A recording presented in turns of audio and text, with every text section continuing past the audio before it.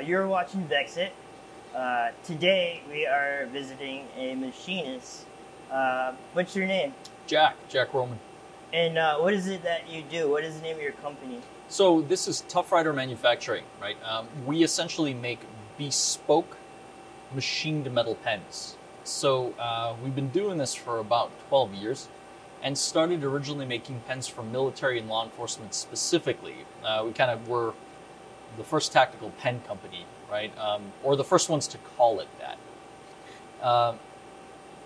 After a while, we continued to make like more very durable, high-end kind of pens, and then we realized that people wanted not just tactical pens, but they wanted really neat, cool, custom stuff. Durable goods, right? We live in kind of this time where everything's disposable. I mean, you can spend $600 on, I guess, I don't even know what an iPhone costs, right? like a lot of money on an iPhone. And then 3 years from now, it's junk. And we realized that as we were making these things, they were designed to be modular, incredibly durable, and high quality. Something that you could kind of have with you for a long time, right? So as it kind of evolved, we still make incredibly durable pens, military, law enforcement, right, stuff like that, everyday carry gear. But we started making more just high-end, custom, bespoke items to the point where we have our off-the-shelf items right now, but we also do a lot of customizations. We've got long-term customers that have asked us to do one-offs. So it's now not just a pen, but more of kind of a long-term heirloom quality item. And it's just incredibly fun, incredibly rewarding. Yeah. How did you get started in machining? Oh, so what happened was I really wanted to make the pens. And I thought it would be relatively straightforward to find people to help me get them made. So I found a mechanical engineer that would help me do the design and the prints, and then I went to different machine shops, and I asked them if they could make them. And it worked, but I had a hard time speaking the language, the design language sometimes. So I took an opportunity and I went back to community college, Gateway Community College, actually, over here. And loved that place, right? And I met an instructor, Dave Zamora. He's a fantastic guy. He was the director of the program. And after taking the first class, I was hooked on learning the design and how that worked. But he said, look, why don't you just do the whole program? You need to learn how to machine, how to make these. It'll make your life better, right? You'll be able to actually make what you see in your head, get the design, and actually get it made. And when I started doing that, I realized that was amazing, right? Like the ability to, I mean, I consider modern manufacturing the truest form of real magic, right? You can literally take an idea that you have in your head. You can use tools to design it. Then once you learn enough, right, you can pull the materials together, shape it, craft it, machine it, like whatever you need to do, right? And then by the time you're done, you have this finished product that was just an idea a short while before that. So, yeah, but you know, once I got into that, you can see the rest, right?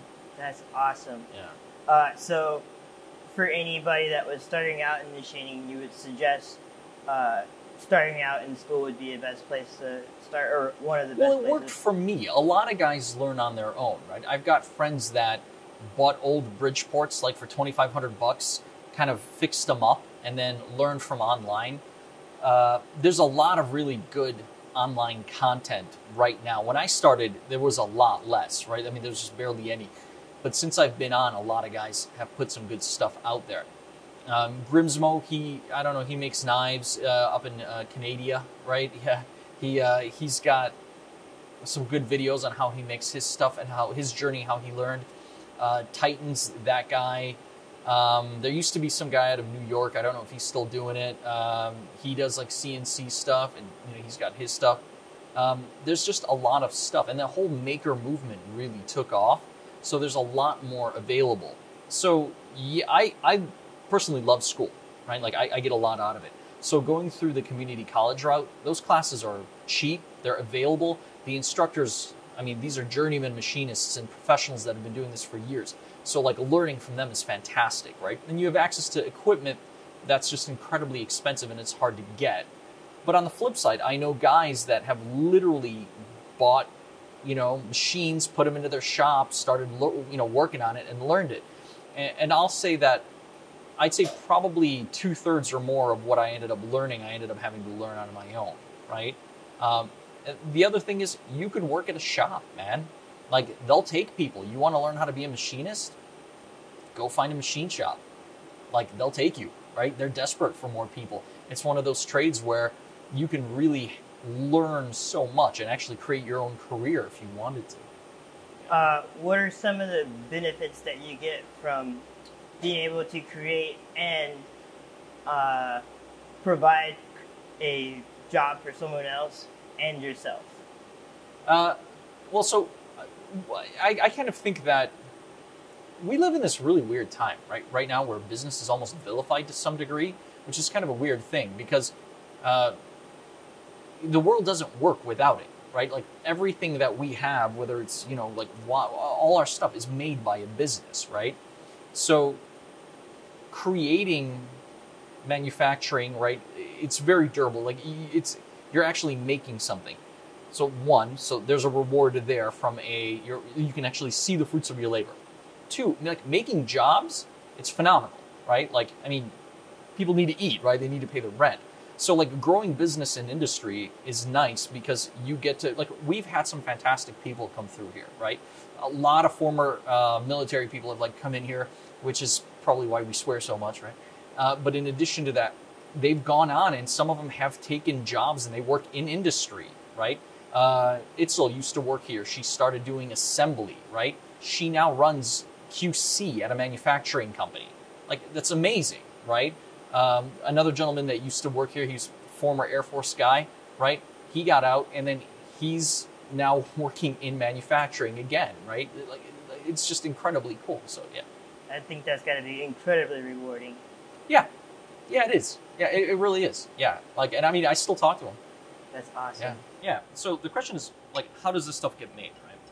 So, one, it tends to start from billing, right? So we order material.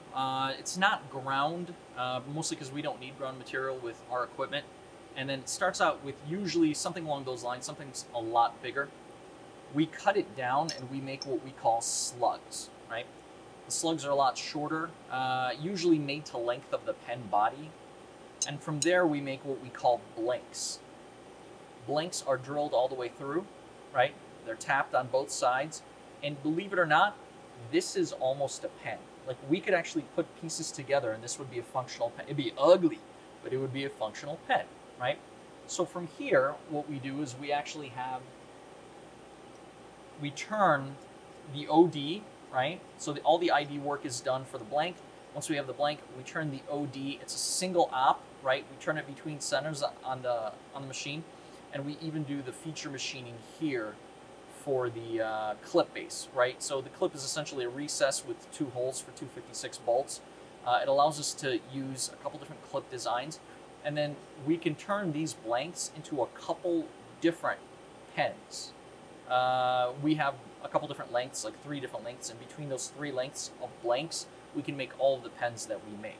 And obviously there's a different material for each one, so the feeds and speeds and some of the inserts are different for them, but that's basically the process that we came up with after playing around for a few years and, like, trying to figure out what was efficient for us.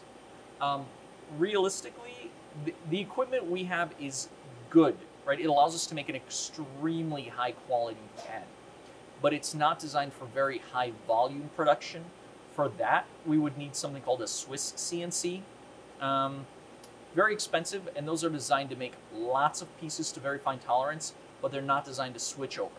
Since we do a lot of customization, different materials, and sometimes even prototyping design and one-offs, this Doosan, right, it allows us to do that with much less switchover. The setup time is abbreviated, and then the programming, once you get a handle of it, it's actually pretty reasonable considering how complex the machine is. It's got main spindle, sub-spindle, y-axis, right, live tooling, so it's incredibly versatile. It allows us to make things that other shops may have a harder time making or may take multiple steps, and then by making it in one shot, it allows us to have very good finish, but very good precision as well. Are most of the pins, when you have a different color, is that from different material, or are you guys using a powder coat or? So we don't. We've tried powder coat, and powder coat doesn't work. It works on clips very well, but it doesn't work on pen bodies. So we've got stuff like this. This is anodized, right? But we also use Cerakote. So Cerakote is essentially it's a firearms finish, very durable. We used essentially it's a ceramic spray-on, bake-on ceramic, and we can get some very neat colors and finishes and textures out of that. So between the materials, you will also get different behaviors. Just to give you an idea, zirconium, right? When we use the Zirc, so we do essentially a mirror polish where we get it glass smooth. That polishing takes longer than the actual machining. But once you get that glass smooth finish, and once you get it prepped, you can do what's called a heat treat right on it, which oxidizes the surface, and you get essentially what looks like black glass, right? It's a zirconium oxide surface finish, which is part of that substrate. It's incredibly durable, incredibly hard, looks like nothing else on the planet, right? So we do that.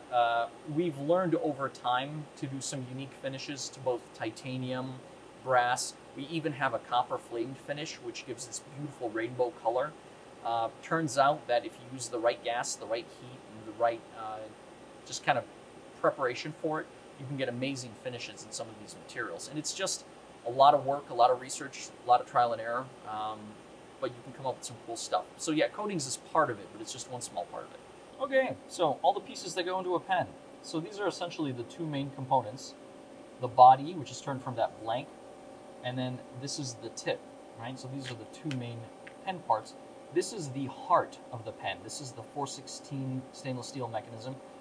It's an all-metal machined mechanism, has a cam, right? Essentially, it works as a cam, right? The ball runs along the race and goes through here. It's really robust. We're very proud of it actually coming up with this. So we used to use thread lock to prevent it from backing out, but we found that using an O-ring to put pressure on the threads works just as well. Doesn't make a mess, and it's easy to kind of take it apart. So essentially, these two pieces fit together. We then take the spring and we use the Fisher gas pressurized refill. We like the Fisher refills, made in the United States, right? They're super reliable. We've been very happy with them. They write hot, cold, wet, dry. All our pens are designed for it. So this was the length adjustable spacer, and we use a bolt to be able to adjust the length in and out just the slightest bit. That allows you to identify how far you want the tip of the pen to stick out. So that's super useful. This comes together. And really, even just right now, you have a functional pen, right? This is straight off of the machine, so it's not even finished yet, but you can see that all the tolerances, all the parts fit together just fine. Titanium stamped clip. These are made at Gilbert Metal Stamping, just down the road. Right. Fits in. Normally, we'd actually thread lock that as well.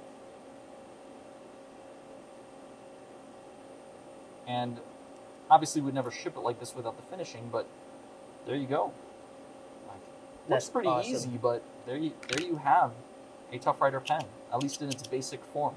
And then obviously we do all the cool finishing, patinas, post-machine finishing, all the different combinations that you can do with it, stuff like that. So yeah, it's pretty cool. Awesome.